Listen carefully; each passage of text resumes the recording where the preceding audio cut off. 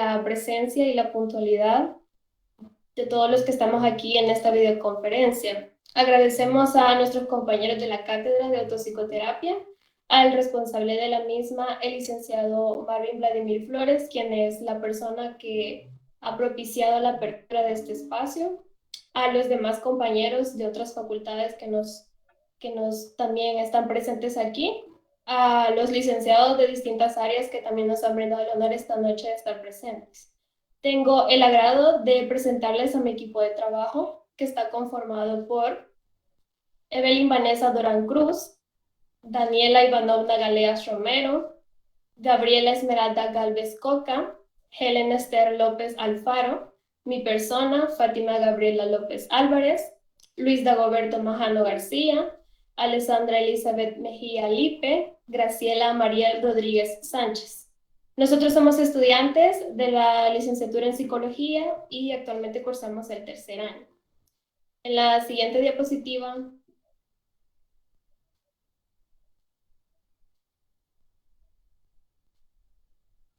les presentamos las ponentes de esta noche, que serán Graciela Mariel Rodríguez Sánchez, la compañera Gabriela Esmeralda Galvez Coca y la compañera Helen Esther Alfaro López Alfaro.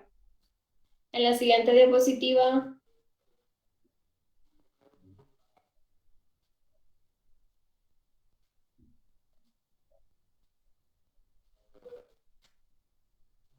tenemos el tema de nuestra ponencia, que es hablemos sobre depresión.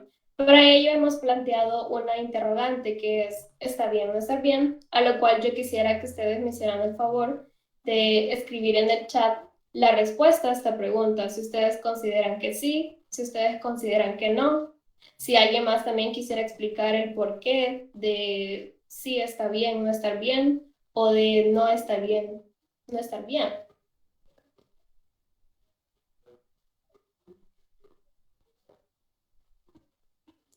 Bueno, para darle solución o respuesta a esta pregunta, nosotros pedimos amablemente de su colaboración, de su participación, de su atención para el desarrollo de toda esta ponencia, porque al finalizar vamos a dar la solución a esta pregunta.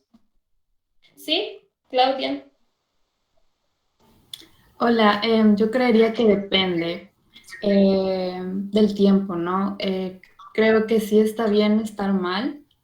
Es una emoción de la tristeza normal que puede suceder ante cualquier situación que no esperamos o que no es de nuestro agrado. Entonces, en ese sentido, creería yo que sí está bien estar mal, pero claramente si ya va de un tiempo prolongado, deberíamos de buscar ayuda, ¿no? Entonces, creo que eso sí. Sí, muchas gracias por tu participación. Jimena. Hola, buenas noches. Bueno, yo retomaría lo que hemos visto en la cátedra durante este ciclo con respecto a la terapia de aceptación y compromiso. Y también creo que es la terapia analítico-funcional, que ya las terapias de tercera generación tienen como ese enfoque de aceptar el malestar, que cierta parte para mejorar es que el cliente pueda aceptar su malestar y poder como generar estrategias con base a eso, ¿verdad? De aceptar el malestar, pero retomando también lo que dice Claudia, está bien como aceptar porque hasta cierto punto se normaliza eso de que se tiene cierto estigma sentirse mal, pero sí hay que tener en cuenta como el periodo en el que se da todo esto para no normalizar tampoco el deterioro en la vida de alguien por tener como estos sentimientos o estas conductas, ¿verdad? Está bien como aceptarlo, pero tener como ese cuidado. Muchas gracias por tu participación, Jimena. Carlos. Sí, la verdad que en definitiva estoy de acuerdo con la compañera Jimena y la compañera Claudia, porque es normal, pero los excesos son malos. Entonces, en cualquier momento nos vamos a sentir nerviosos o nerviosas, nos vamos a sentir mal por alguna situación en particular, pero a eso no hay que darle mucha larga. Entonces, ya si eso se excede del tiempo o de mi forma de actuar, de socializar con las personas, de cómo me voy a sentir. Creo que sí, ya no está dentro de la normalidad y ahí hay que buscar ayuda. Gracias. Sí, muchas gracias, Carlos, por tu participación también. Bueno, gracias en general a todos los que han participado y como les mencionaba, es importante que nos brinden su atención en esta ponencia para que al final le demos resolución a esta pregunta. Los dejo con nuestra primera ponente, la compañera Graciela Rodríguez. Muchas gracias. Muy bien, tengan todos y todas muy buenas noches. Primeramente agradecerles el espacio que se han tomado para estar dentro de la ponencia y será de mi agrado compartir con ustedes sobre este bonito tema, ¿verdad? Muy interesante. Sí, les saluda Graciela Rodríguez y espero que sea de su agrado lo que les expondré a continuación. Muy bien, tenemos que la depresión, según la American Psychological Association, consiste en una profunda tristeza o desesperación cuya duración se extiende más allá de unos pocos días e interfiere con actividades de la vida cotidiana e incluso provoca dolores físicos. Es de añadir que también provoca afectaciones cognitivas, afectaciones conductuales interpersonales. Entonces, tenemos que este trastorno mental produce un decaimiento significativo en el estado de ánimo, lo que genera que, este decaimiento prevalece por un periodo largo de tiempo, no solo es, digamos, me siento triste y ya el siguiente día ya se me pasó, no. Hay que establecer bien esa diferencia. Este trastorno mental se distingue por la cierta insatisfacción de parte de la persona que lo padece. El límite de satisfacción, insatisfacción. Una persona emocionalmente saludable encuentra satisfactorias estas actividades, digamos, ir al trabajo, hacer deporte, tiene actividades de ocio, digamos, escribir poesía, cantar, bailar. Entonces la persona incluso encuentra menos o satisfactorio el realizar actividades hogareñas, ver una película. Pero ¿qué pasa cuando el estado de ánimo baja? Empieza a haber cierta insatisfacción, apatía. La persona demuestra apatía hacia la vida. No le interesa, no encuentra una motivación más allá de esta. Pero para entender un poco mejor lo que es este estado de ánimo, vamos a la siguiente diapositiva, que habla un poco sobre las emociones, ¿verdad? La importancia de las emociones. Las emociones son parte de nosotros. Sí, o sea, las emociones son la forma en que nosotros nos reflejamos, la forma en que reaccionamos, nos proyectamos. Un ejemplo con la tristeza. Si yo salgo mal en un parcial, yo me pongo triste o en un examen me pongo triste, pero digo, no di todo de mí, o puede ser que también piense en qué fallé, cuál fue esto. Entonces, al momento de tener nosotros emociones, se dan ciertas reacciones, entre ellas una fisiológica, que podría ser un pesar en los pómulos, ¿verdad? Que cuando uno siente que ya está por llorar o una presión en el pecho. También tenemos reacciones cognitivas, que es prácticamente los pensamientos, lo que nosotros vamos formulando. Como les decía anteriormente, no di todo de mí, en qué puedo mejorar, qué fallé. Y también las reacciones conductuales. Podría ser que me como las uñas, golpear la pared. También está esto de abrazar a la almohada y llorar.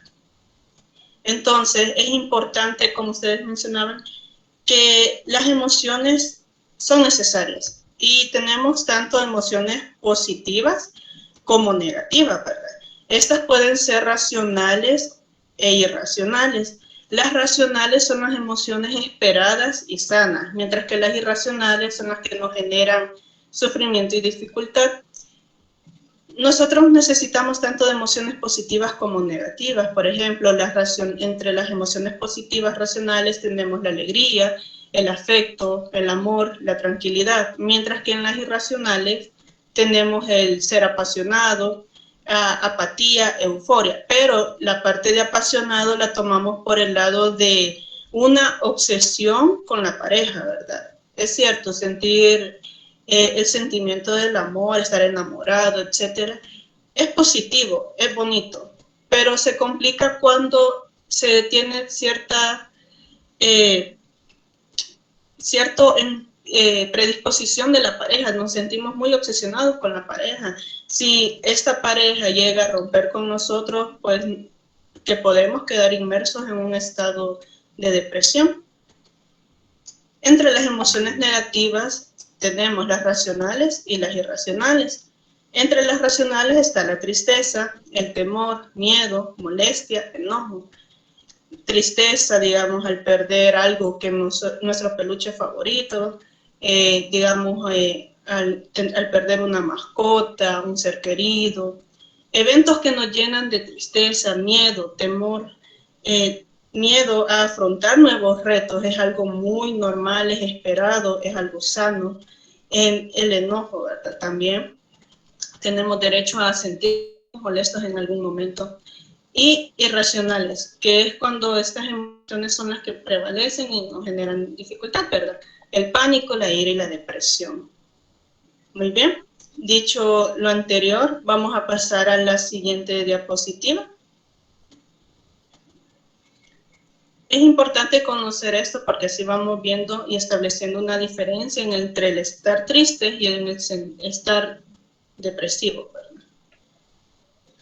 Vamos a hablar de los enfoques. A lo largo de la historia se han dado ciertos enfoques que han favorecido de forma empírica a lo que es la psicología. Primeramente, en el tema de la depresión, ¿verdad? Primeramente tenemos el enfoque de Lewiston. Este es comportamental. Disculpen. Lewiston estableció que el ambiente y la respuesta la frecuencia de la fuerza integra aspectos situacionales. Estos aspectos situacionales son el ambiente y la respuesta. Y los no situacionales son los predisposicionales, ¿verdad?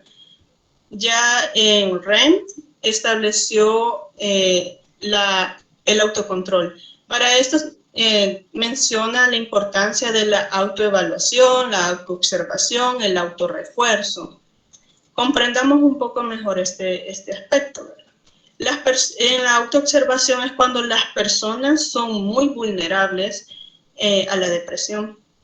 Su atención se centran bastante en los aspectos negativos de su comportamiento, que no establecen cierta diferencia en los aspectos positivos que ellos poseen. Ya al momento de realizar una autoevaluación de su comportamiento, ellos siguen siendo muy rigurosos y estableciendo criterios incluso un poco fuertes y difíciles de alcanzar sobre sí mismos, y siempre siendo negativos, ¿verdad? Aquí se observan errores de autoatribución, es decir, que sus acciones recaen sobre él. Todo lo que él haga, él lo ve de forma negativa. Y empieza ese círculo vicioso. Y a esto se le atribuye lo que es la autoobservación, en donde la persona suele fijarse en los aspectos adecuados de su ejecución y no se administra, ¿verdad? Sino que siempre va enfocado en lo que no puede hacer.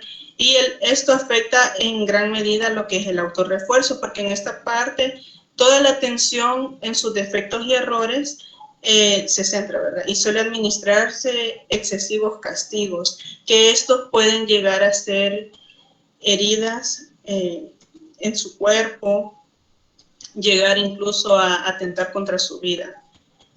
Seligman, por otro lado, estableció lo que es la indefensión aprendida en la depresión, a lo cual atribuye 3 grupos, vínculos siendo el primero la internalidad y la externalidad, que son los factores externos e internos. La segunda, la estabilidad y la inestabilidad, que ya serían factores como de medición para ver si la persona se encuentra en una situación estable o está de forma inestable. Y también la globalidad y la especificidad. Por consiguiente, tenemos el enfoque cognitivo de Beck. Beck es el que manifiesta o pone de lleno lo que es la tríada cognitiva. La tríada cognitiva está compuesta por 3 elementos. La primera es la visión negativa. Aquí el sujeto se parece mucho al autocontrol de REM, pero en este enfoque, aquí el sujeto establece una visión negativa sobre sí mismo, ¿verdad? Él siempre va pensando que vale poco, atribuyendo sus experiencias desagradables a que no está haciendo nada bien. Los fracasos se los atribuye a que son de él, independientemente se demuestre lo contrario, ¿verdad? Como segundo punto tenemos el factor de la visión negativa sobre el mundo. ¿Qué quiere decir esto? Que para la persona con este padecimiento, el mundo está pidiendo mucho de él. Entonces es como que si el mundo hiciera demandas inalcanzables, ¿verdad? Ya con esto se suma lo que es la visión negativa sobre el futuro, en donde la persona deprimida ve su futuro todo negro. Ellos ven el futuro negro, borroso. De hecho, no comienzan ni una tarea por temor a que en el futuro prevalezca las situaciones que esta persona está sobrellevando. Para ellos no va a desaparecer esta situación. Beck explica que esta forma distorsionada de percibir la realidad estimula la prevalencia de esta tríada cognitiva, dejando de lado aspectos positivos. Como les decía, a pesar de que no sea del todo su culpa, ellos lo asimilan de esa manera. Un ejemplo, en caso de desempleo, la persona se comienza a cuestionar, ¿verdad? ¿Qué más quiere el mundo de mí? Digamos que recientemente lo despidieron, él empieza a cuestionar qué más quiere el mundo de mí, yo no merecía este empleo, perdí el empleo por mis defectos, me lo merezco, ya no me proyecta futuro, no veo más allá de esa sombra negra. Entonces él se encapsula en estas ideas irracionales, ¿verdad? En ciertas ideas irracionales y donde no ve solución, a pesar de que pongámosle que el motivo del despido fue porque el jefe quería poner a una persona familiar de él, por decirlo así, o amigo de él, entonces prefirió ponerlo a él y desubicarlo. En ese sentido, no fue del todo su culpa, por lo tanto, pero estas personas no se ponen a pensar eso, ¿verdad? Siempre asimilan que es su culpa, que es debido a ellos. Ya por último, tenemos quizás una de las más recientes, que es la activación conductual, que se basa en una premisa simple, para lo cual vamos a explicar en la siguiente diapositiva. Bueno, en todo lo que se cambia la diapositiva tenemos que, sin importar cómo se genere la depresión, una de sus características principales es la inacción, la falta de actividad, que a su vez llega a recaer en el estado de ánimo y los pensamientos, y hace que estos pensamientos empeoren. Es un círculo que cada uno va entrelazado y tiene que ver con el otro, ¿verdad? Por ejemplo, tenemos las circunstancias personales, pérdida, conflicto, estrés, circunstancias interpersonales, estar angustiado. Entonces aquí del otro lado tenemos lo que son la disminución de alicientes. Los alicientes son estímulos así positivos que hacen que la persona no deje de perder no pierda esa satisfacción, ¿verdad? Pero al haber una disminución se pierde el interés, los valores, el sentido, y entre otras actividades. Con las circunstancias estos se dan ciertos síntomas: tristeza, desánimo, fatiga. Y ya en los problemas secundarios tenemos lo que es una evitación, la inactividad, la rumia de pensamientos, sobrepensar muchas cosas, ¿verdad? Entonces, todo esto está estrechamente vinculado, como nos dicen que esta tristeza va va a recaer siempre en la evitación, y si no se establece una activación conductual, la persona en depresión siempre va a estar en este círculo, ¿verdad? Va a encontrar una circunstancia que le afecte. Esta circunstancia la va a ver como una disminución del licente, no le va a encontrar ningún sentido, lo que va a ocasionar que esta persona evite y que aumente lo que son los síntomas, ¿verdad? La tristeza, el desánimo y la fatiga, que pueden ser más comunes. Muy bien, ahora en la siguiente diapositiva vamos a hablar sobre las causas de la depresión. Antes de abordar lo que son las causas, tenemos lo que es la depresión exógena y endógena, ¿verdad? Con la depresión exógena la vamos a entender por esos factores externos que afectan en el desarrollo de la persona. Y la depresión endógena la vamos a comprender por estos factores biológicos que afectan también en el desarrollo de la persona, y que estos pueden irse manifestando, bueno, desarrollando, por decirlo así, desde una etapa muy temprana. Vaya, entre las causas tenemos la genética. Hay varios estudios que dicen que si se tiene una predisposición genética con algún familiar que sufre de depresión, es muy probable que otros familiares adquieran este trastorno, ¿verdad? También tenemos el área biológica, que tiene que ver con los neurotransmisores. Los neurotransmisores son esos mensajeros, ¿verdad?, que viajan a través de nuestro sistema nervioso hasta el cerebro. Entonces, entre estos neurotransmisores, que los más destacados que encontramos ligados al tema de la depresión, está la serotonina, la noradrenalina y la dopamina. La serotonina es conocida como la hormona de la alegría, ¿verdad? Y la dopamina es la que se encarga de situaciones que nos generen placer, que nos generen comodidad. Entonces, al tener para los neurotransmisores tenemos que tener cierta cantidad. Entonces, al ver que hay baja cantidad o excesiva cantidad de tantos neurotransmisores, entonces ya se puede decir que tenemos como una afectación, ¿verdad? Pero para esto se requiere de varios estudios. De hecho, dicen que en las tomografías de personas con depresión se puede observar que su lóbulo frontal literalmente se reduce un poco a lo de la norma, ¿verdad? Igual que su hipotálamo. Muy bien, ahora tenemos las causas psicosociales, que estas son circunstancias difíciles en la vida, como afrontar lo laboral, en el hogar, relaciones interpersonales y economía.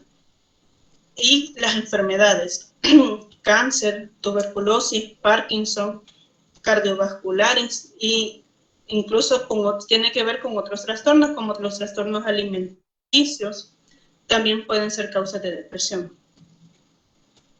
Muy bien, siguiente diapositiva. Entre las áreas que afectan este trastorno tenemos lo que es la conductual, porque se dan ciertos ataques de llanto, incluso no se sabe de dónde vienen, ¿verdad? El aislamiento social, descuido de responsabilidades, pérdida de motivación e interés por la apariencia. Estas personas suelen tener baja autoestima. En punto número 2 tenemos lo emocional, tristeza, cambio de humor, ira, culpa, falta de emociones, desesperanza.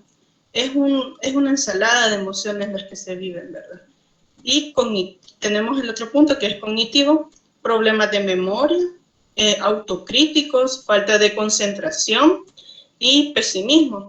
Y como punto número 4, fisiológico, que es pérdida, aumento de peso, sensación de cansancio y falta de energía.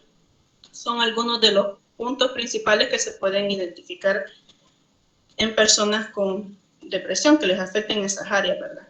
Muy bien, ahora vamos con algunos de los trastornos depresivos establecidos, ¿verdad? Y alguna sintomatología. Trastorno de desregulación destructiva del estado de ánimo. Aquí se dan episodios de cólera que prevalecen. Son graves, son recurrentes. Estos pueden ser desde verbales hasta físicos. En el de depresión mayor, ahí está lo que es el estado de ánimo deprimido la mayor parte del tiempo, y se calcula que puede ser a partir de las 2 semanas. Si se siente triste, vacío, sin esperanza, o de la observación así de forma constante, ¿verdad? Hay una disminución importante del interés o el placer por casi todas las actividades, incluso por el placer sexual. También tenemos presencia en la distimia, hay cierta presencia de algunos síntomas como pérdida de apetito o sobrealimentación, insomnio o hipersomnia. La hipersomnia es cuando es lo contrario al insomnio, ¿verdad? Es que tendemos a dormir demasiado. Poca energía o fatiga, baja autoestima, falta de concentración o dificultad. También tenemos en los trastornos disfóricos premenstruales, que creo que, bueno, todas estamos relacionadas con esto, ¿verdad? Que se dan ciertos cambios de humor cuando andamos con el periodo. Algunos de los síntomas son la habilidad afectiva. Hay ciertos cambios de humor, pueden variar desde ser agresivas hasta llorando. Ese estado de ánimo. Hay una manifestación de irritabilidad intensa. También está el trastorno de depresión postparto. Y tenemos en el punto número 5, trastornos depresivos, inducción por sustancias o medicamentos. Hay una alteración importante y persistente, ¿verdad?, del estado de ánimo que predomina en el cuadro clínico. Se visualiza que al momento de ingerir ciertas sustancias, la persona puede presentar alguna sintomatología depresiva, ¿verdad? Un bajo de estado de ánimo significativo. Y por el otro lado tenemos el trastorno depresivo debido a afección médica, que son debido a las enfermedades, ¿verdad?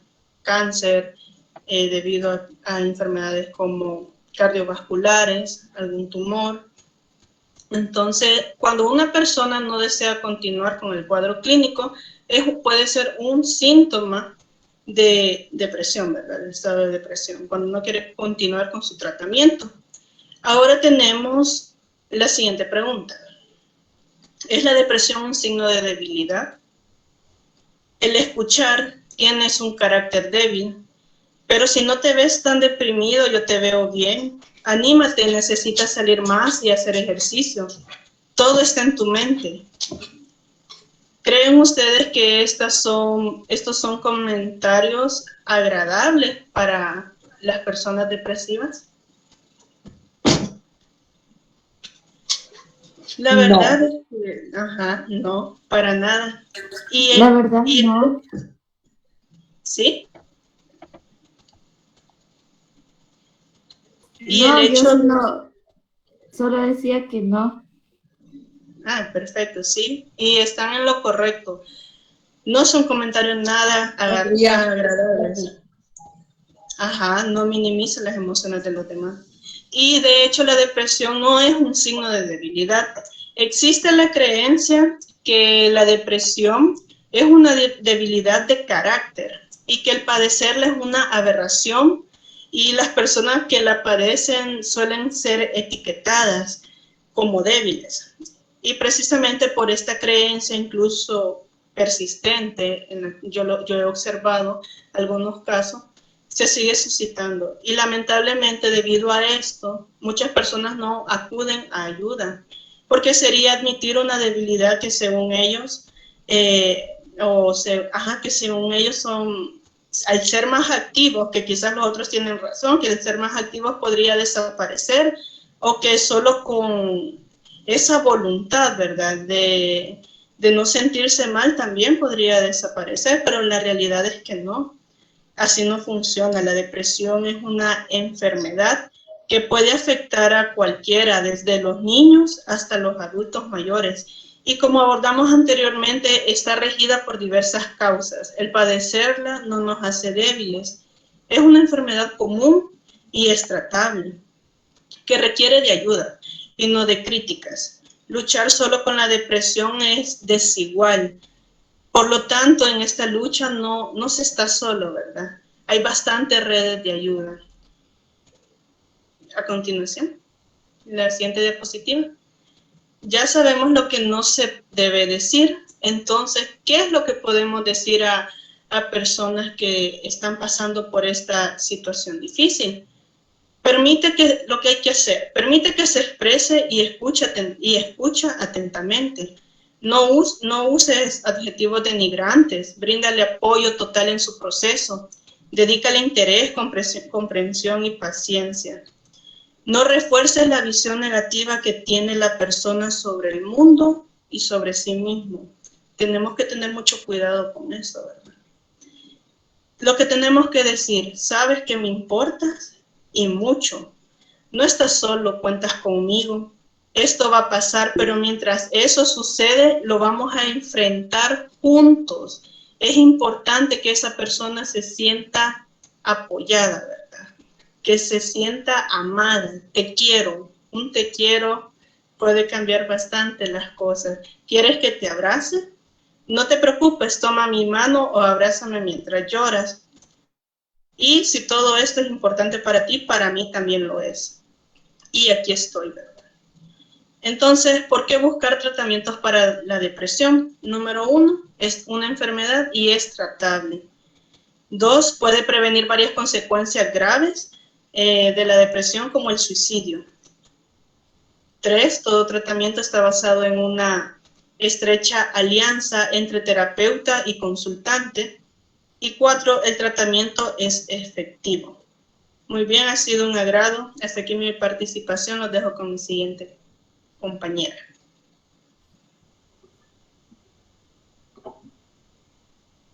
Buenas noches a todos. Como mi compañera Fátima ya les dijo, mi nombre es Gabriela Esmeralda Galvez y se les agradece a cada uno por su asistencia hasta esta hora de la noche. Pero bien, en esta segunda parte de la ponencia les haré mención sobre la evaluación, diagnóstico e intervención de los trastornos depresivos. Como para algunos ya hay conocimiento, cuando una persona asiste a atención psicológica es necesario entablar una adecuada relación terapéutica debido a que éste se beneficiará en el proceso de demanda del consultante. El proceso de demanda del consultante puede ser la demanda del consultante puede ser de evaluación y diagnóstico, de cambio y tratamiento, particularmente en estos casos clínicos. Al momento de evaluar, es necesario hacer uso de la entrevista de la observación e instrumentos acorde al motivo de consulta de cada consultante, especialmente en los trastornos depresivos, porque no es una excepción. En la práctica, regresa al anterior, por favor. En la práctica, siempre los profesionales de salud mental hacen constantemente el uso de la entrevista y la observación en los procesos de evaluación e intervención de un caso. Estos dos métodos son necesarios para que se pueda seguir evaluar los contenidos de los trastornos depresivos, que son los 3 plasmados en las diapositivas, que es el nivel de actividad del consultante, la relación con el medio ambiente y las habilidades que tiene el consultante. En el nivel 1, que es el nivel de la actividad del consultante, nos referimos a un sentido más comportamental, donde podemos indagar sobre las cosas. No cambies la diapositiva, por favor. Sobre las cosas que el consultante hace. Es decir, por ejemplo, cosas que actualmente hace y en el pasado no hacía, o cosas que hacía anteriormente y ahora ha perdido como el ánimo para hacerlos. Como puede ser llorar excesivamente, faltar clases, dejar de reunirse con los amigos, consumir sustancias como la nicotina o el alcohol. En el segundo caso, la relación con el medio ambiente y el papel funcional que se tiene con el paciente. Es decir, este comportamiento o qué tanto este comportamiento es reforzado para que permanezca o sea frecuente. Volviendo al ejemplo del consumo de sustancias, puede ser un elemento reforzador de esta conducta que la persona se siente bien debido a que existe una liberación de hormonas como el cortisol y la dopamina, haciendo que este se le olvide, digamos, por un momento sobre las cosas que lo hacen entrar en estados depresivos. Y el tercer aspecto a evaluar son las habilidades del consultante. Estos aspectos están ligados más al origen y mantenimiento, el afrontamiento y manejo para solucionar esta problemática o esta dificultad que presenta la persona.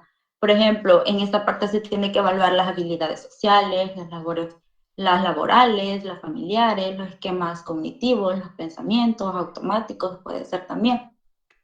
Todos estos aspectos deben evaluar en relación al problema actual de la persona, debido a que muchas veces se presentan ante diversos problemas del pasado. Ahora sí, la siguiente diapositiva, por favor. Para poder hacer la evaluación de todas estas partes que les acabo de explicar, se utilizan algunos instrumentos para evaluar, como pueden ser autoinformes o escalas diarias que se le asignan a la persona en cada sesión. Algunos instrumentos con base científica también, como lo son el número 1, el cuestionario del pensamiento automáticos, que evalúa la ocurrencia de los pensamientos positivos y negativos en relación a la depresión. El número 2 es el cuestionario de estilo atribucional amplio, que evalúa el tipo de atribuciones que la persona da ante ciertas situaciones negativas. El número 3 es el inventario de la triada cognitiva, que evalúa los componentes de la triada cognitiva según el enfoque de depresión de Beck, que antes se los explicó mi compañera Graciela. Pero bien, los últimos dos instrumentos son los más utilizados para evaluar la sintomatología de la depresión, que son el inventario de depresión de Beck y la escala de depresión de Hamilton. Bien, después de haber planteado la evaluación con la ayuda de la observación, de la entrevista y los instrumentos de evaluación, se puede dar paso a establecer un diagnóstico. En la siguiente diapositiva, por favor. Pero, ¿cómo se plantea este diagnóstico? Para plantear un diagnóstico se debe tener en cuenta las sesiones de evaluación, los resultados de instrumento de evaluación y los criterios diagnósticos según sea el tipo de trastorno depresivo. ¿Pero por qué? Porque en las sesiones de evaluación se utiliza la entrevista de observación para recoger información. También se debe contrastar con los resultados de los instrumentos de evaluación que antes les mencioné y se pueden contrastar de igual manera con los criterios, si cumple los criterios o no del DSM-5. Después de un diagnóstico, se debe de realizar un plan de intervención de acuerdo a las características particulares del caso depresivo del que el consultante presente. Este plan de intervención tiene que plantear objetivos terapéuticos. Ya puedes pasar a la diapositiva, gracias. De forma general, los objetivos pueden ser mejorar y recuperar las habilidades y las actividades. Esto se puede lograr mediante la modificación del funcionamiento personal, familiar, social, ya que favorece la búsqueda de apoyo emocional en otras personas e incorpora así actividades positivas en la vida diaria, modificando pautas de comportamiento que pueden predisponer a la depresión. Y también el consultante debe aprender a resolver problemas de una forma activa y adaptativa. Es decir, que se tiene que ayudar al consultante y a las personas significativas de su entorno a mantener un nivel óptimo de estimulación de la vida diaria, cambiando los pensamientos y creencias negativas, las atribuciones desadaptativas, así como favorecer ya una visión más positiva a la realidad en la que se desenvuelve el consultante. Bien, aquí están los tratamientos.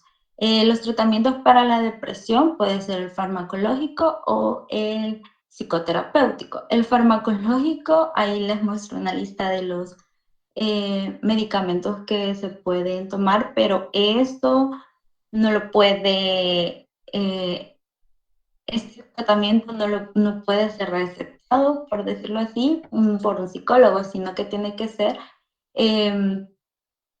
por un médico o por un psiquiatra, por lo menos aquí en el país, de esa forma.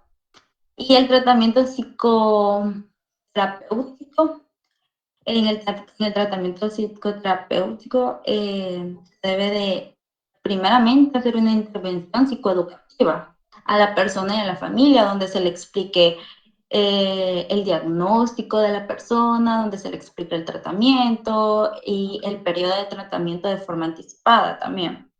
Y también se debe ayudar en la toma o aplazamiento de las decisiones laborales, económicas y personales de mucha importancia para ellos. El cuadrito de psicoterapia está dividido en dos partes. La primera parte, bueno, las dos partes son técnicas o estrategias que se pueden utilizar, pero la primera parte se encuentra la detención del pensamiento, las técnicas de autocontrol, las técnicas racionales y la reestructuración cognitiva. Estas primeras técnicas están más enfocadas a reducir los síntomas depresivos, invirtiendo las creencias irracionales y las actividades distorsionadas hacia la persona o hacia el entorno y el futuro, y se buscan más buenas interpretaciones alternativas de la realidad.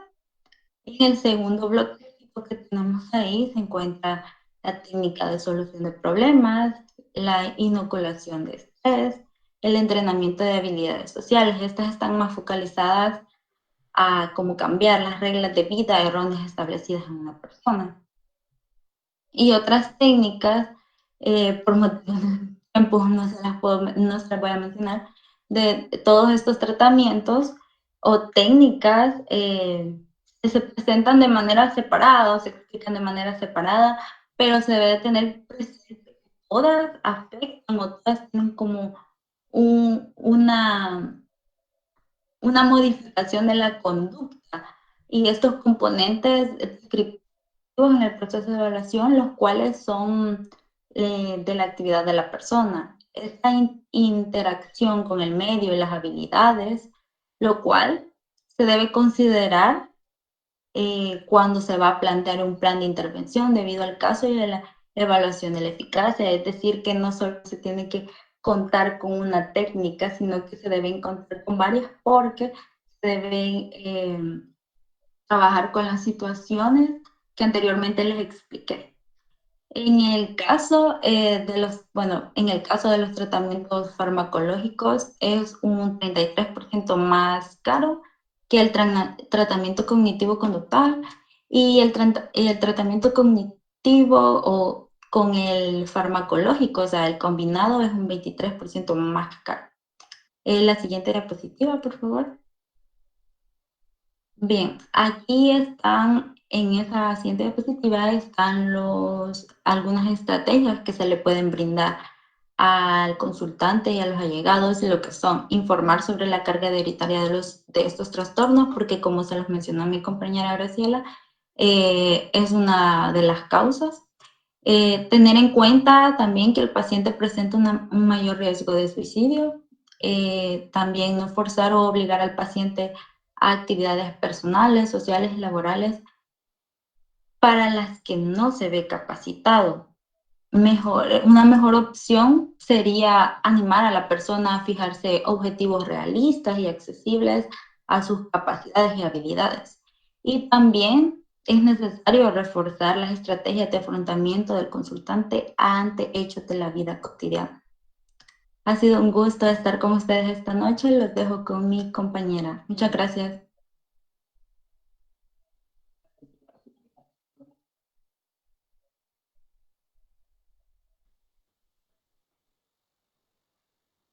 Bien, tengan todos muy buenas noches. Espero que les esté pareciendo interesante el tema.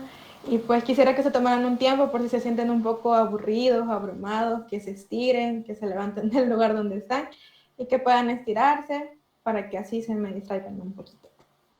Bien, ahora vamos a empezar a hablar sobre el modelo cognitivo-conductual o la terapia cognitivo-conductual. Muy bien, ¿en qué consiste esto? Primero hay que explicar que esa se ha transformado en una estrategia por excelencia no farmacológica, ¿verdad? O sea, que no tiene que ver con medicamentos y que busca mejorar la calidad de vida de las personas, cuidar su salud mental y desarrollar sus capacidades.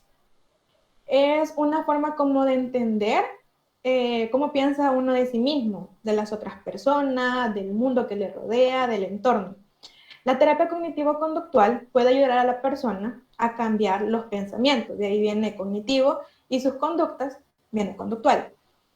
¿Y esto qué va a provocar? Obviamente eso va a traer también un cambio en sus emociones, en sus respuestas fisiológicas, para que estas que son desadaptativas o no están acorde a la situación o que le perjudican, puedan ser un poco más adaptativas, ¿verdad? Y que pueda como tener un equilibrio. En primera instancia, ¿qué se hace? Pues se le tiene que dar un seguimiento al paciente para que pueda como primero reconocer cuáles son esos pensamientos automáticos que tiene. Para ello, puede pasar a la siguiente diapositiva, por favor. Les voy a plantear un ejemplo, donde la situación será que, digamos, nos encontramos en la calle o en la universidad, en el trabajo, donde sea, y de lejos vemos a una persona que conocemos, ya sea un amigo, un compañero, lo que sea. Y lo saludamos. Esta persona no responde. Uno de los pensamientos que puede ser un poco desfavorable es pensar que me ignoró, no le importo, no le caigo bien, le doy igual, no sé, diferentes pensamientos. Algo más favorable, por el contrario, sería, parece que está distraído, me pregunto si tendrá algún problema o posiblemente no me escuchó. En cuanto al área de los sentimientos, esta persona podría presentar tristeza, rechazo, enojo o en su contra, algo favorable, preocupación por si la persona tal vez está pasando por algún problema, empatía o comprensión. Por otra parte, en las reacciones físicas, podría presentar poca energía, sonrojarse o náuseas, dolor de cabeza, cualquier cosa. Y en el área favorable podría controlar un poco como sus sentimientos o sus emociones y estas obviamente no van a repercutir en las reacciones físicas, ¿verdad? En la parte de los comportamientos podría ser que se vaya del lugar, que cuando encuentre otra vez a la persona no lo salude o lo ignore, ¿verdad? Algo que al contrario sería más favorable es que se acerque y que le pregunte cómo está, si quizás no lo escuchó o qué pasó en esa ocasión. Entonces, la primera parte es que esta persona pueda evidenciar estas conductas, por decirlo así, o estos pensamientos que no son tan adaptados a la situación o que le pueden provocar algún desequilibrio, y luego examinarlos y pasar a la siguiente, a lo que sea más favorable, arriesgarse para que esta persona pueda poner en práctica e intentar cambiar lo que no le es tan favorable por algo que sí le presente un equilibrio. Puede pasar a la siguiente diapositiva, por favor. Ahora bien, se ha realizado una investigación porque siempre ha existido como este roce entre los medicamentos y pues la terapia, ¿verdad? Entonces hay una investigación que se realizó en 1995 que se llama Psicoterapia versus medicamentos para la depresión. En esta se demostró que la terapia cognitivo-conductual es mayormente eficaz que la farmacoterapia, es decir, el conjunto de los fármacos, o sea, de los medicamentos más la terapia, en casos de depresión grave. Las conclusiones indican que los pacientes que son medicados presentan una mayor tasa de recaída, o sea, no pueden seguir con un tratamiento constante después de que han recibido como asistencia, ¿verdad?, de farmacoterapia. En cambio, por su parte, en la parte de la terapia cognitivo-conductual, se ha presentado un mejor resultado. Entonces, ¿cuáles son sus ventajas o cuáles son sus beneficios?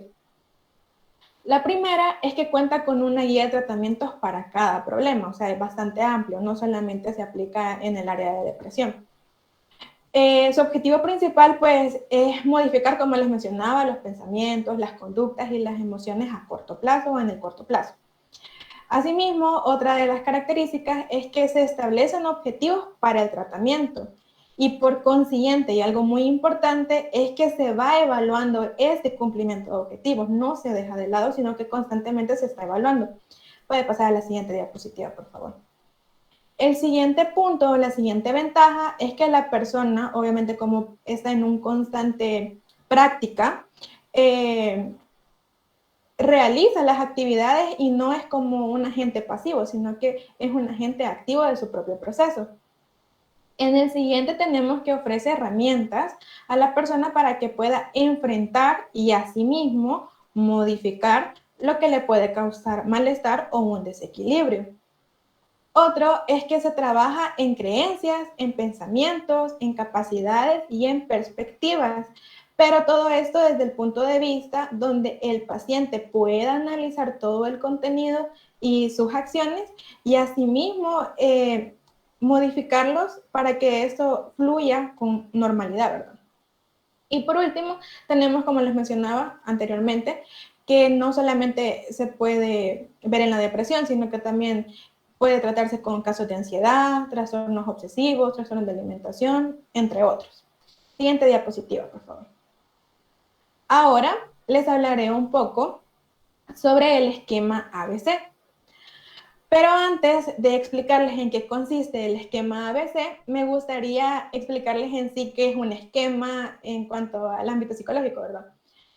Y para eso hay una definición que plantea Beck que dice que los esquemas son patrones cognitivos que pueden ser más o menos estables y que ponen la base de la regularidad de las interpretaciones de la realidad. ¿Qué quiere decir todo esto? Que sabemos que las personas utilizamos esquemas, como dice Beck, más o menos estables para seleccionar, organizar y obviamente damos categorías, ya sea a la información que recibimos del entorno o a los estímulos, para que todo eso tenga un sentido para nosotros. Entonces, una vez ya tenemos ese sentido, le damos un afrontamiento, planteamos estrategias, accionamos y afrontamos esa situación. A eso se refiere con esquema. Ahora bien, basándonos en esta definición, quisiera explicar que el modelo ABC viene planteado por el psicoterapeuta cognitivo Albert Ellis, el cual trataba de darle como una explicación a el hecho de que por qué todas las personas vivimos posiblemente un mismo episodio, pero actuamos de manera diferente. Y eso tiene que ver con las creencias. Por ejemplo, si estamos presentes, digamos que todos estudiamos para un examen y todos nos vamos a afrontar a eso. Y todos estamos técnicamente totalmente estudiados, digamos, ¿no? Pero ante esta situación, algunos pueden ponerse a pensar que quizás no estudió lo suficiente, otros quizás se pongan nerviosos, o otros van a estar seguros y van a decir que sí van a aprobar ante la misma situación, pero su respuesta será diferente. Entonces, puede pasar a la siguiente diapositiva, por favor. Esto del esquema ABC tiene que ver con lo de las creencias. Y para ello se basa o se puede ver desde la perspectiva de dos enfoques. El enfoque cognitivo de terapia de conducta y el enfoque contextual de la terapia de conducta. Siguiente diapositiva, por favor. En cuanto al enfoque cognitivo de la terapia de conducta, este se presenta donde A son acontecimientos de la vida que están relacionados pues con las consecuencias, ya sean emocionales o de conducta, y que puede definir como algún problema, ¿verdad? Pero ¿qué ocurre entre A y C? ¿Qué es lo que está en medio de esto? Lo que les mencionaba anteriormente, las creencias. Ahí está beliefs, perdón, en inglés, sería como para que tenga coherencia, ¿verdad? La B. Y esas creencias pueden ser las imágenes y los pensamientos que se tienen sobre los acontecimientos, o sea, sobre A. Y además, estas mediaciones, o sea, B, que son estas creencias, pueden ser irracionales o probablemente pueden traer consecuencias, que vendría siendo B, ya sea, perdón, vendría siendo C, las consecuencias, ya sea pánico, depresión, ansiedad, entre otros. Siguiente diapositiva, por favor. Ahora pasemos al enfoque contextual. Este cambia un poco la perspectiva. Siempre seguimos con el esquema ABC, obviamente, pero en este caso, B es la conducta. C son las consecuencias por tal conducta y A ya no son los acontecimientos, sino que son los antecedentes, o sea, algo que pasó anteriormente, en cuyas condiciones ocurre la conducta. Entonces, pero en este caso, A tiene como más características, por decirlo así. Pase a la siguiente diapositiva, por favor. Y estas puede como variar. Se puede presentar de diferentes maneras. El número 1 son los estímulos condicionados. ¿Qué quiere decir esto? Se refiere a situaciones definidas por su aspecto evocador de una emoción. Por ejemplo, imaginémonos que vamos conduciendo una bicicleta, vamos cruzando, yo que sé, un parque, y de repente nos ataca un perro. A partir de ese momento es muy, pero muy probable que asociemos ese lugar con ese evento y que próximamente cuando pasemos por ahí nos querramos acercarnos, ¿verdad? O nos provoque miedo y vamos a estar recordando eso. Entonces, eso va a ser como el estímulo condicionado. Por otra parte, tenemos el estímulo discriminativo. Este se refiere a las situaciones definidas por el control de estímulos, o sea, algo que ya está como establecido. ¿Va? El estímulo discriminativo describe algo desencadenante, o sea, un comportamiento desencadenante. Un ejemplo sencillo en algo material, se lo voy a poner, podría ser el interruptor de la luz. Sería ese nuestro estímulo discriminativo. Nosotros presionamos el interruptor, sería nuestro comportamiento y como consecuencia vamos a tener luz o no vamos a tener luz, ¿verdad? El siguiente son las operaciones de establecimiento. Esto se refiere a situaciones definidas por su papel de alterar las funciones discriminativas y asimismo reforzar los estímulos. Luego tenemos lo que son la conducta. La conducta puede ser tanto conducta motora, o sea, algo no verbal, como puede ser verbal. Son situaciones definidas por el control del lenguaje sobre la conducta. Ahora bien, tenemos lo que es como dos grandes funciones sobre la conducta. ¿Va? Puede ser como decirlo, algo que puede caracterizar a esto. Y puede haber problemas en clase de conducta disponibles y problemas en la regulación inapropiada de estas conductas. ¿A qué se refiere con los problemas en la clase de conductas disponibles? Puede tratarse de un repertorio conductual, pero inadecuado, ¿verdad? O excesivo. Y por el contrario, o por otra parte, en la regulación inapropiada se refiere al control débil o demasiado fuerte por parte de las condiciones. Siguiente diapositiva, por favor. Bien, ahora pasaremos a, ya casi para finalizar, a un tema bastante importante, que es la prevención de recaídas. Sabemos que si la persona recibe un buen tratamiento, obviamente va a obtener buenos resultados, pero esto no asegura que la persona no pueda volver a recaer o presentar alguna dificultad. Entonces, se va a tratar de evitar en el periodo justamente cuando termine su tratamiento, va a tener un periodo de 6 meses a 1 año donde puede volver a ocurrir una recaída. Entonces, durante este tiempo, es de estar en constante, ¿cómo decirlo?, acción, por decirlo así. Cuanto más adecuado haya sido el tratamiento, mejores habilidades tendrá esta persona para poder manejar pues lo que son las dificultades. Y menor será la posibilidad de que vuelva a presentarse la situación negativa. Ahora bien, se consideran 3 principalmente como características a tener en cuenta para la prevención de recaídas. La primera es recalcar la importancia de mantener un nivel alto de actividad a lo largo de todo el tratamiento, ¿verdad? ¿A qué se refiere esto? Se refiere como asegurar que el grado de estímulo que recibe la persona pueda dar como resultado una respuesta adaptada. Es mantener ese nivel alto de actividad y que la persona esté en constante práctica. El segundo es afrontar las pequeñas contrariedades que ocurran a lo largo del tratamiento. ¿A qué se refiere esto? Muchas veces las personas cuando se encuentran en estas crisis o en esta dificultad, normalmente se autoevalúan y lo hacen de una forma muy rígida. Entonces, lo que quiere hacer esto es como introducir en la persona un nivel de flexibilidad donde no se juzgue a sí misma, sino que intente como evaluarse, ¿sí? Pero afrontar los problemas de una manera que sea adecuada. La tercera y más importante de las medidas proviene de los estudios que relacionan la depresión con la emoción y la recuperación. ¿A qué se refiere esto? Se refiere a la recuperación de memorias negativas relacionadas con el pasado. Es decir, la relación que tiene la circunstancia, en este caso, la depresión, con las emociones que vivió la persona y cómo lo recuerda a ella.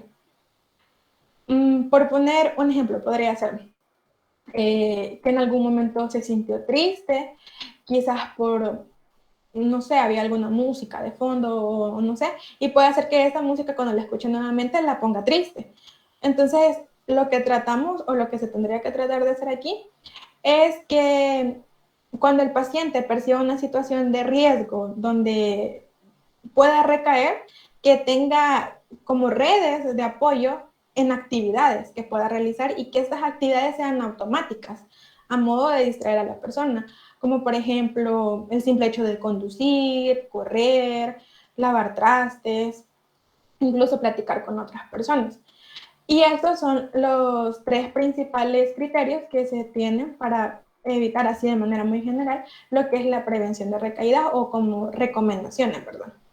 Bueno, esto ha sido todo por mi parte y dejo a mi compañera Fátima.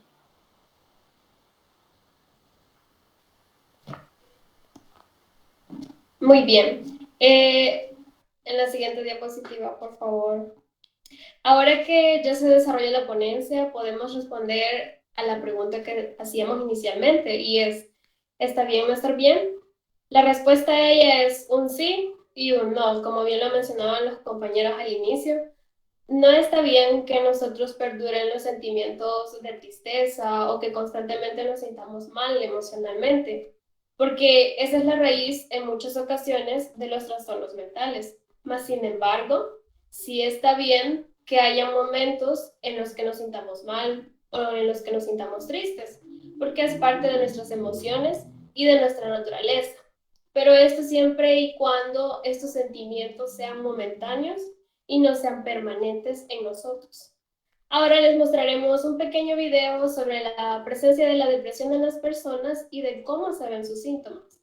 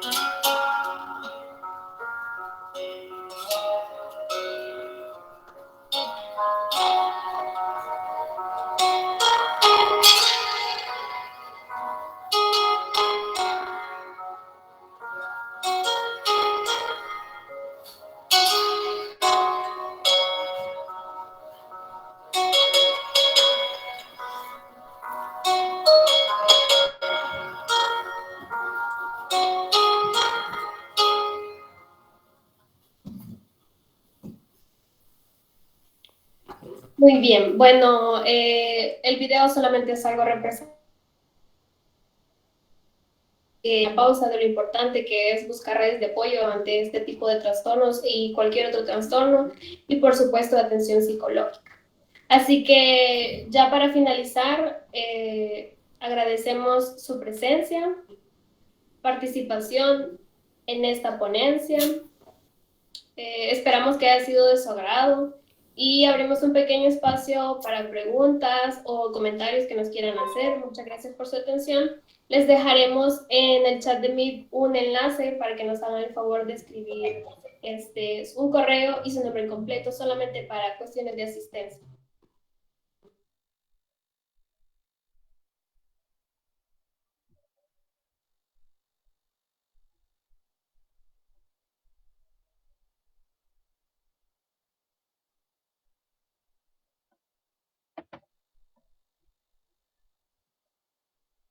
Hola, hola, buenas noches.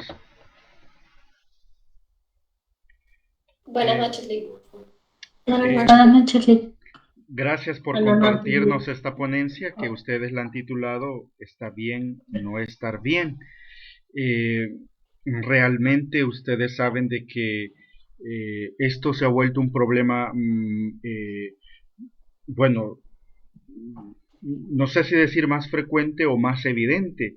Es decir, que cada día nos damos cuenta o por medio, quizás porque tenemos hoy hacemos mucho más uso de las redes sociales, es más evidente que muchas personas atraviesan estos procesos. Yo no sé si ustedes se han dado cuenta a través de Facebook, de Instagram o de otros, que hay muchas personas que comunican lo que están viviendo y lo que están sintiendo. Es más, algunos incluso dan avisos de que han pensado, han tenido ideas de muerte o una ideación suicida o han intentado suicidarse. Y hay algo importante que ustedes han abordado y han dicho, o sea, ¿cuál debe ser nuestra actitud frente a estas personas? Hay algunos que suelen, bueno, vos estás loco, estás loca, busca mejor qué hacer, no estés pensando en esas babosadas, mejor mira, ponete a hacer algo, ¿verdad?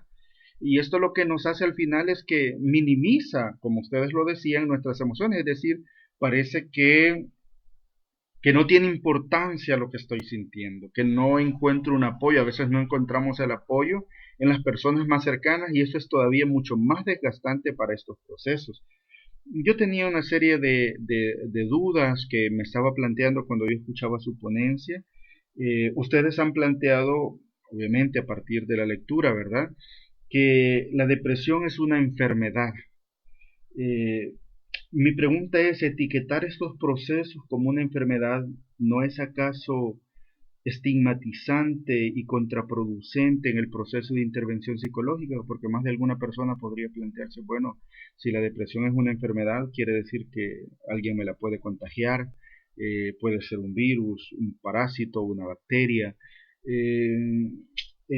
o obviamente partiendo del modelo biomédico donde se habla de la depresión endógena y exógena, endógena que parte de ciertos desequilibrios neuroquímicos y exógena donde parte de ciertos problemas contextuales, ¿verdad?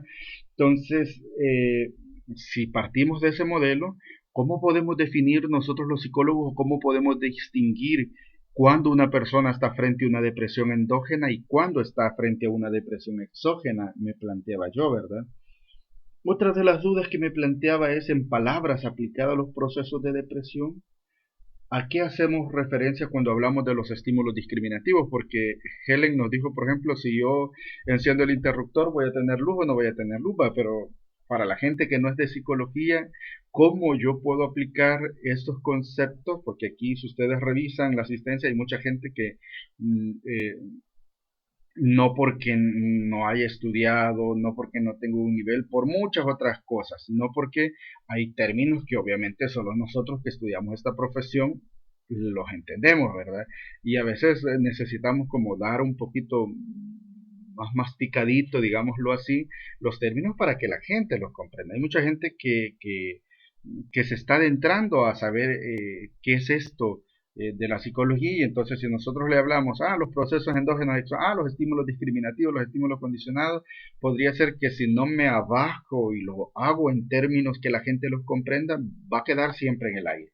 Entonces, ¿cómo puedo yo aplicar esto de los estímulos discriminativos cuando yo estoy en estos procesos de que me siento bajo de... Bueno, y hay que desmitificar esto partiendo de que la depresión no es simple y sencillamente estar triste. La tristeza es una emoción normal que le sucede a cualquiera y está bien sentirse triste. Obviamente, por ejemplo, a mí me mataron un familiar, me despidieron del trabajo, tuve mi hijo o mi hija en el caso de las mujeres y luego de eso experimento un proceso de depresión, lo que llamamos depresión postparto, etcétera.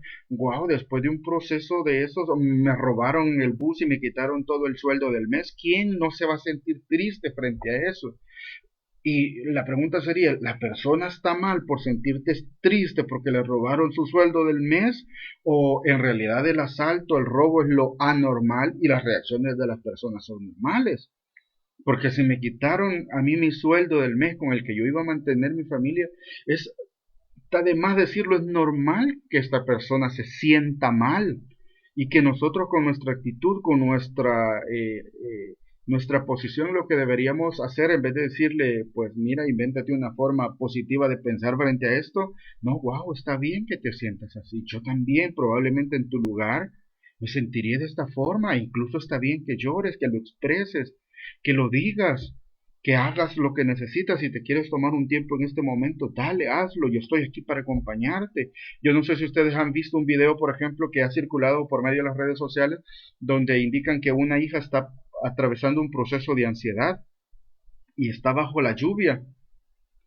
Y parecería una acción, si nosotros la recomendamos, incluso parecería sin sentido. Pero la mamá en ese momento, para ayudar a su hija que está sufriendo un proceso de ansiedad, que está inquieta, que no haya que hacer frente a la lluvia, llega y se acuesta a la par de su hija. Y a través de esa acción transmite seguridad, transmite tranquilidad. Ahora yo, si me ubico como papá, si alguno es mamá, se ubica como mamá, si alguno se ubica como hermano, como hermana de alguien, como tío, como tía de alguien, ¿qué harías frente a una situación de esta? A veces nosotros también nos envolvemos en el conflicto y nos descontrolamos. Y a veces basta con que, a veces, miren, cuando una persona se sume en una depresión, está en un proceso de ansiedad, en un proceso de duelo, donde las emociones están revueltas, lo menos que tenemos que hacer es llegar con nuestra lista de letanía de consejos y demás. Olvidémonos de las fórmulas mágicas, porque eso no se va así por así. Bajémonos un poco y a veces basta con que estemos, basta con estar. Probablemente pedir permiso para, ¿te puedo abrazar? ¿Te puedo quedarme contigo? Porque hay que respetar el espacio de la otra persona y quedarnos ahí probablemente si la persona lo permite. Hasta que se sienta mejor. Vive tu proceso. Es que no nos han enseñado a vivir los procesos, sobre todo en El Salvador, donde las cosas las queremos para allá. Queremos de que con ir al psiquiatra que me dé una pastillita y se me quite el síntoma, pero de raíz no genero habilidades para afrontar estos procesos. Y esa es una de las ventajas de la psicoterapia. Es que no te quite el síntoma como un parchecito ahí y seguís andando con tu problema. No, lo que busca la psicoterapia es que este problema con el que llegas ahora, generarte habilidades para que lo afrontes hoy y mañana. Generarte habilidades, desarrollar a ti para que cuando vengan incluso nuevos problemas los puedas afrontar. Y no vas a andar dependiendo de una pastillita. Vos mismo, es que vamos, como les he dicho en las clases, nosotros como terapeutas debemos ser fuente de autoestima para las personas, porque las personas a veces en su problema, no quiero decir incapaces, pero a veces se les dificulta visualizar que tienen cosas buenas, positivas dentro de su vida y a veces se encuentra como los lentes empañados que se nos dificulta ver que no somos solo un cúmulo de defectos, sino también un cúmulo de virtudes, y que con ese cúmulo de virtudes podemos echar mano para salir adelante, ¿verdad? Entonces, me gustaría que en términos prácticos definamos a la gente. ¿Cómo? Bueno, dice Claudia Elizabeth Vázquez de Canales, ¿dónde podemos ir en la universidad si necesitamos ayuda? Hay una página que se llama ACEPS Oficial, que es una página de estudiantes de psicología. Ahí generalmente postean información porque dentro de la universidad, si se es estudiante, está bienestar universitario y hay atención psicológica. Pero también dentro de la universidad hay 2, 3 clínicas, si no me mal recuerdo, donde se atienden estas personas y hay un número telefónico que lastimosamente no lo tengo a la mano, pero ahí en el departamento de psicología hay, si alguien lo tiene de hecho de los compañeros, para que se lo podamos facilitar a la compañera, para que ella pueda llamar, pueda hacer contacto y ir, ¿no? Entonces, a un bajo costo, si no mal recuerdo, es $1 por sesión lo que se cancela, ¿verdad? Entonces, y ahí va a haber le agendan, le dan ahí una fecha, le agendan una cita para que usted vaya y pueda consultar, pueda hacer su proceso. Una de las cosas fundamentales, recordemos, es que por ir a psicoterapia no estamos locos, no estamos locas.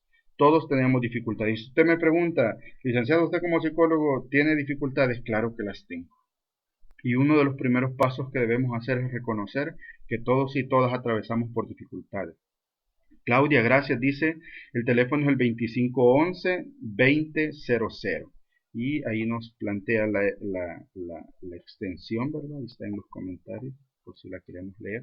Ok, les doy paso entonces para que respondamos, compañeros, y de los participantes, si tienen dudas, comentarios, me encantaría que los hicieran para que nos ayuden los compañeros. Gracias. Yo tengo una opinión. Yo busqué ayuda psicológica en estos días por situaciones que estaba pasando con pérdida de mi mamá. Fui al centro de atención integral a la mujer, pero como que el licenciado no le ha asignado el cargo todavía que esté desempeñando ahí como psicólogo. En eso estoy, como que estoy ahorita, ¿qué hago?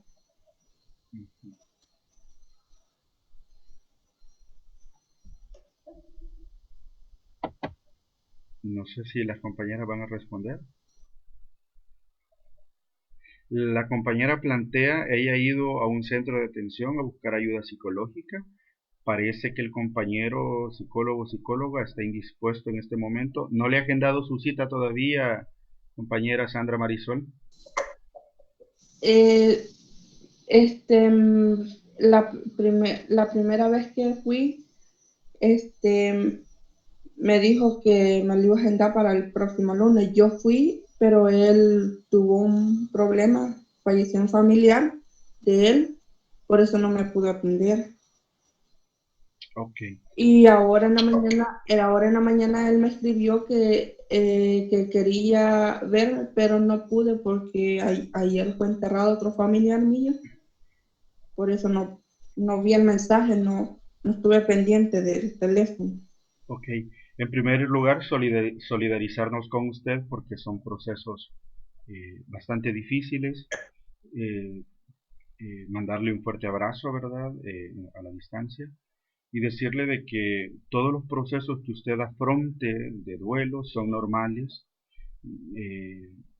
Probablemente lo que necesitemos sea expresar y el terapeuta lo que le va a ayudar precisamente es a que usted logre verbalizar todo su dolor, todo su sufrimiento, todo lo que está atravesando en este momento. Pero de inicio decirle que es un proceso normal. Es decir, después del fallecimiento de un familiar, en las condiciones en que sean, es normal sentirnos tristes. Es bueno que guardemos nuestro luto, que hagamos todo el proceso, si así lo deseamos, del funeral. Es bueno que busquemos la manera de verbalizar lo que sentimos, ya sea escribiéndolo, ya sea cantándolo, haciendo poemas, dibujos, etcétera, todo contándolo, incluso platicándolo con otras personas. Todo eso es parte del duelo y es normal. Si es posible, yo en algunos momentos con mis consultantes recomiendo, después incluso de hechos a veces que son bastante difíciles, bueno, reúnanse como familia. Si es posible, pongan una foto de su familiar. Y estos son procesos familiares, ¿verdad? Vayamos y platiquemos, dialoguemos lo que ha sucedido, lo que ha acontecido, y eso es translaborar, en términos psicológicos, translaborar la experiencia de lo acontecido. Y lo que sí podría recomendarles que tal vez pueda continuar con el compañero o compañera que le ha atendido. De lo contrario, si usted puede fijar incluso un tiempo, si a tal fecha no logra un proceso con él, pues en los comentarios aquí los compañeros han puesto el teléfono al cual usted puede llamar, ¿verdad? Y le han puesto también el link de la página de psicología, y el número del departamento es el 2511-2000, extensión 5554, por si usted desea también buscar otras opciones, ¿verdad? Ahí le han puesto también el correo, es departamento.psicología@ues.edu.sb, que es precisamente el correo del departamento de psicología. No sé si hay alguna otra duda o comentario, compañera Sandra, y también teníamos otra, si no la hay. Por el momento solo de esa, sobre la pérdida de mi mamá y un familiar ayer, seguiditos que he tenido. Agradecerle su confianza por comentárnoslo, y lo que le recomendaba anteriormente, ¿verdad? Si usted puede fijar una fecha y si en esa fecha no logra ningún acuerdo, puede buscar ayuda también acá en el departamento. ¿Había otra persona con la mano levantada?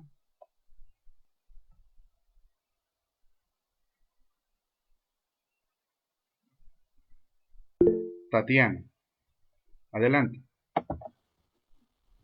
Sí, solo quería decir sobre que muchas gracias por estos talleres que nos dan, porque nos ayudan, y igual nosotros, ya escuchando los consejos que ustedes nos dan, podemos ayudar a otras personas también, si están en depresión, a decirles que sigan adelante con sus vidas, que no se queden con las manos cruzadas, porque la vida sigue.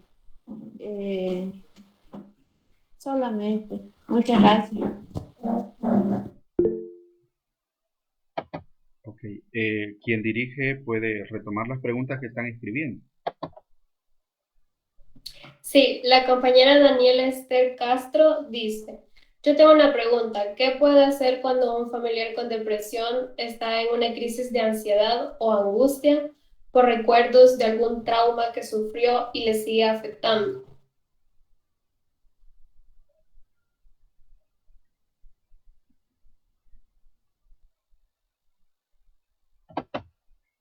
Compañeros, compañeras.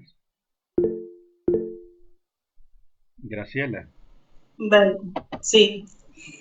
Primeramente, no lo dejes sola, no lo dejes solo, anímalo, así de poco a poco a empezar con una terapia, ¿verdad? Con la terapia. Estos procesos suelen ser muy delicados porque como los pacientes con depresión están inmersos en un panorama muy borroso, por decirlo así. Es un proceso lento, hay que tener paciencia. Cuando tenga estos ataques, concentrarte al lado de él, hacerle saber que estás ahí, puede ser bastante significativo. Nada más. Y también, licenciado, no sé si respondí a su duda, compañera.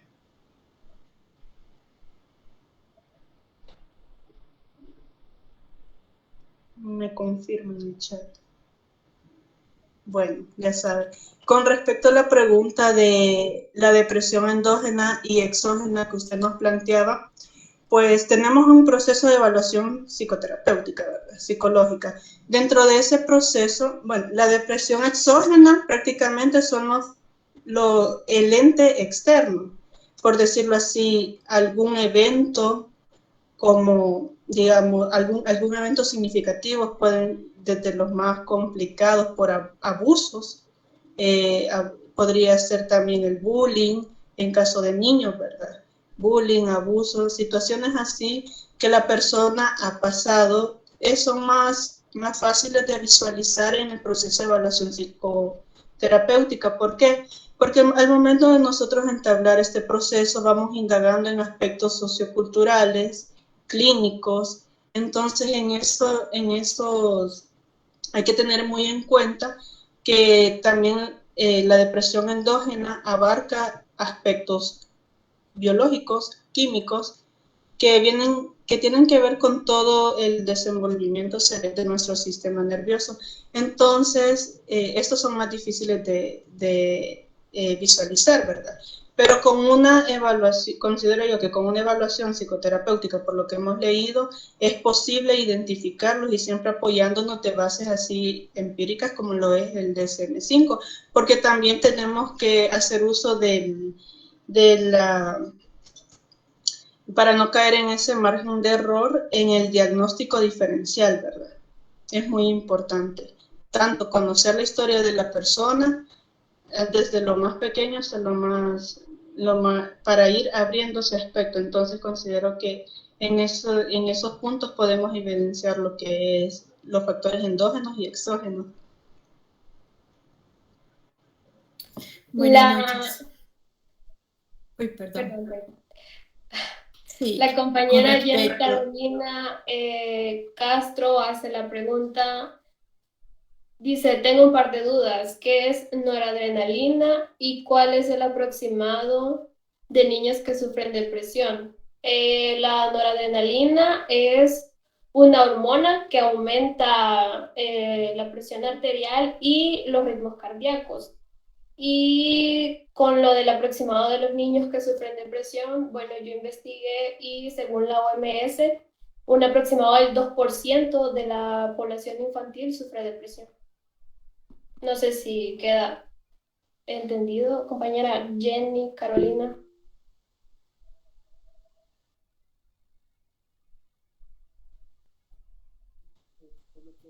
Buenas noches. Comentarles de que la depresión, como hablaba el licenciado, ¿verdad? Si es una enfermedad o no.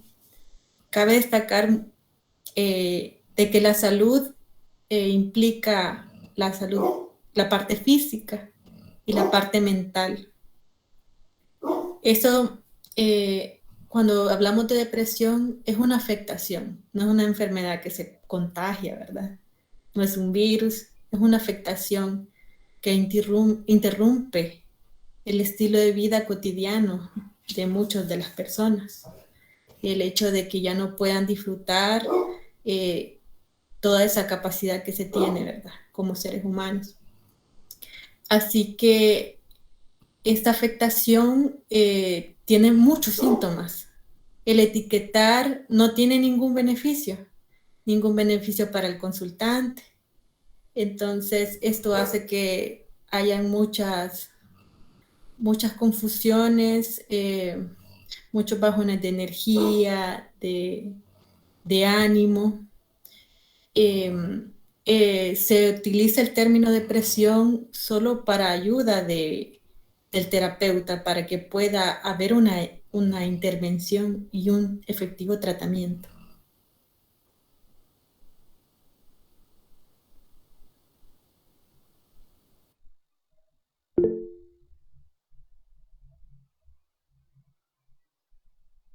Bueno, en cuanto a la pregunta que hacía acerca del estímulo discriminativo, les ponía el ejemplo del interruptor, ¿verdad? Como decía el licenciado. Pero quizás puesto más práctico, dicho de otras palabras, es algo que indica como si aplicar o no aplicar un determinado comportamiento. Por ejemplo, si le ponemos a un niño un brazalete, y ese va a ser su estímulo discriminativo. Cuando el niño tenga el brazalete, va a poder hacer determinada acción. En cambio, cuando se le quita el brazalete, no va a poder hacer esa acción. A eso se refiere. Es un estímulo que permite o no poder realizar una actividad, por decirlo así.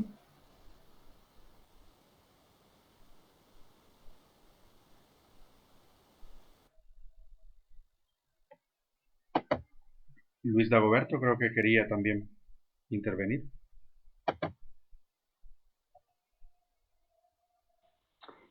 Buenas noches, no sé si se me escucha.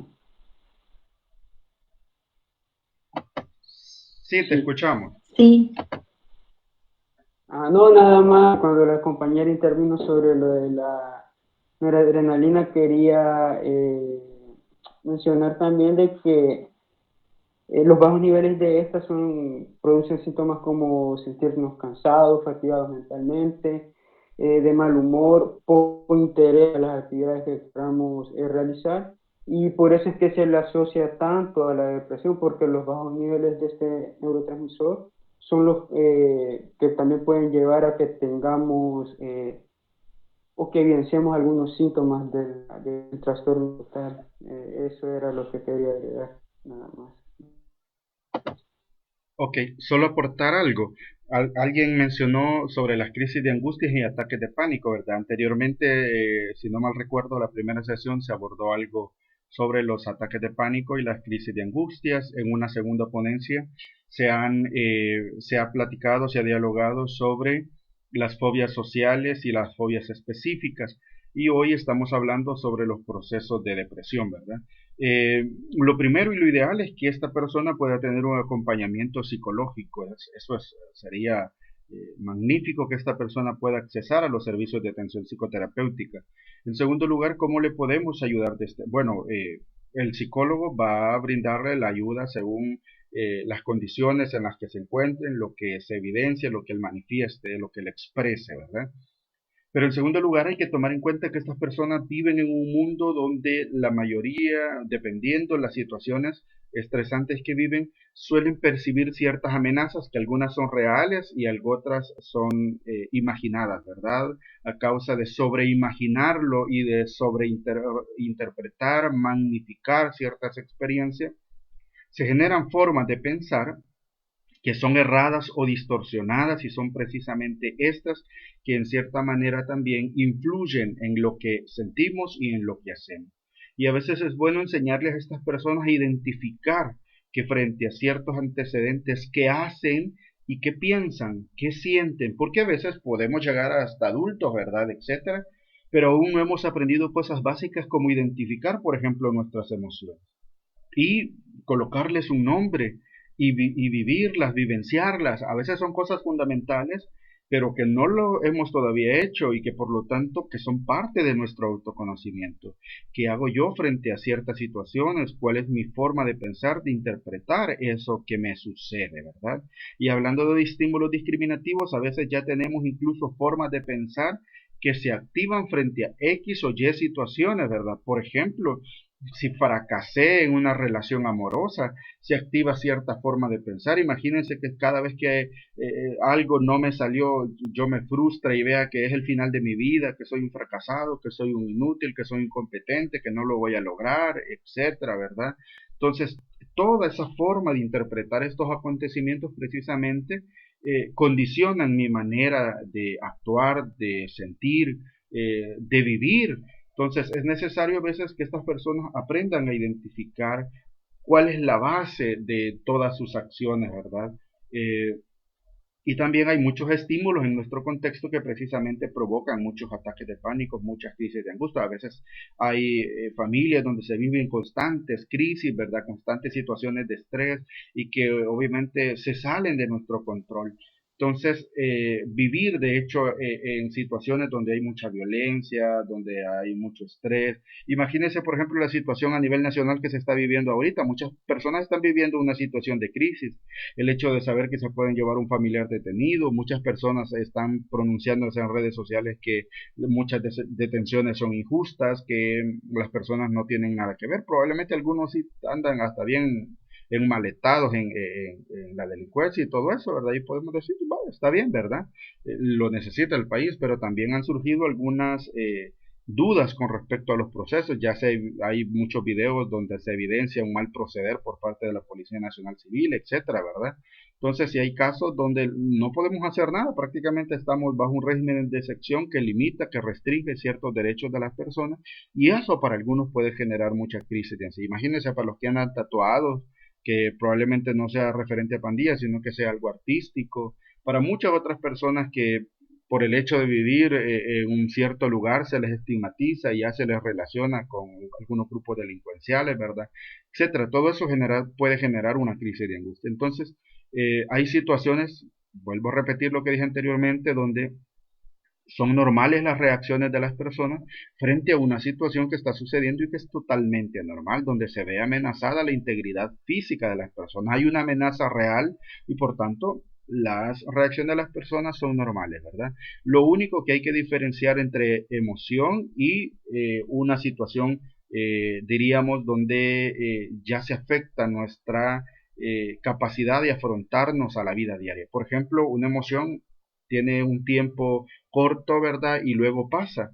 Una situación que ya no es bueno para nosotros, por ejemplo, imagínense el estrés, podemos vernos frente a una amenaza real, que un perro nos salió en la calle, ¿verdad? Ay, me asusté, ahí, ¿verdad? Me cambié de canaleta, grité, ¿verdad? Qué sé yo, un estrés en el momento, pero me pasó.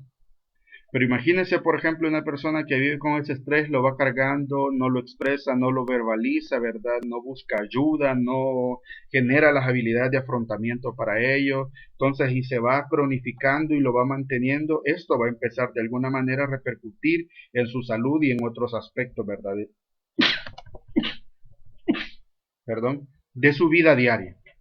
Entonces, y ahí es precisamente donde entra el psicoterapeuta, ¿verdad? Para desarrollar estas habilidades de afrontamiento frente a estas circunstancias. Muy bien, yo creo que si no hay dudas, si no hay consultas de los participantes, algunos comentarios sobre qué les pareció las ponencias, unos 2-3 minutos, alguien que quisiera participar, qué le ha parecido, para luego ir finalizando. Si hay algo que les llamó la atención, si quieren felicitar a los compañeros por su participación, etcétera.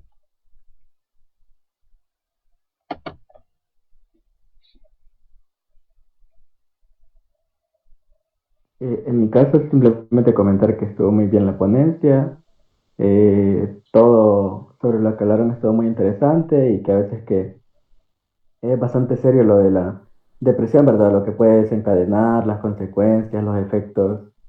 Y la verdad que estuvo muy bien la explicación, me gustó bastante.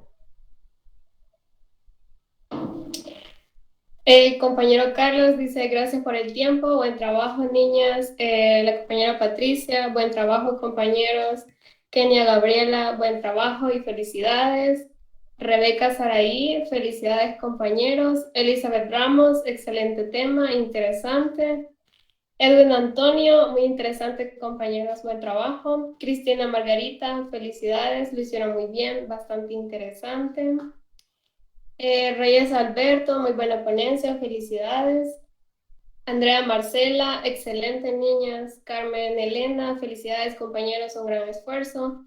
Diana Carolina, de mi parte, todo bien, compañeros, muy interesante su participación. Carla Lisset, sí, compañeros, felicidades, aplausos. Kimberly Arias, excelente trabajo y buena explicación, les felicito. Gisela Ocegueda, es muy importante que se lleven a cabo estas temáticas para informar más a la población salvadoreña. Excelente trabajo, compañeros. Daniela Esther, felicitar a los compañeros porque me gustó mucho la presentación, cómo se desenvolvieron e inclusive esperaron a más compañeros para impartir sus conocimientos. Adriana Serrano, muy interesante, felicidades. Jancy Mengíbar, felicidades, muy buena ponencia. Tatiana, muchas felicidades, es un buen trabajo, bien taller, gracias. Catherine, súper interesante, excelente. Kenia López, interesante tema, felicidades, compañeras. Paulina Valdés, buen trabajo de parte de los compañeros, buen abordaje de la problemática, reiterar que la depresión es real, que a todos les puede pasar, busquemos ayuda. Claudia Elizabeth, muchísimas gracias por impartir estos temas de mucha utilidad de nuestras vidas. Felicidades. Sandra Martínez, felicidades, excelente trabajo. Fátima Durán, muy buena ponencia, explicada de manera coherente y lo más importante, que atrae la atención de los que observan. Excelente trabajo. Y Catherine Recinos, excelente ponencia, un tema bastante importante. Adriana Pérez, felicidades a todas, excelente ponencia. Bueno, muchas gracias a todos por sus comentarios. De verdad que nos sentimos muy bien de que les haya gustado y que todo haya sido muy comprensible. Okay. Muchas gracias, Sí, compañeros. Muchas gracias, compañeros. Gracias. Gracias a quienes se unieron y no son parte de esta cátedra, ¿verdad? Sino son parte del público, a quienes no son de psicología también, pero se han interesado por la ponencia. Agradecerles su participación. Solo pedirles que se queden los del grupo únicamente y los demás. Gracias por estar acá.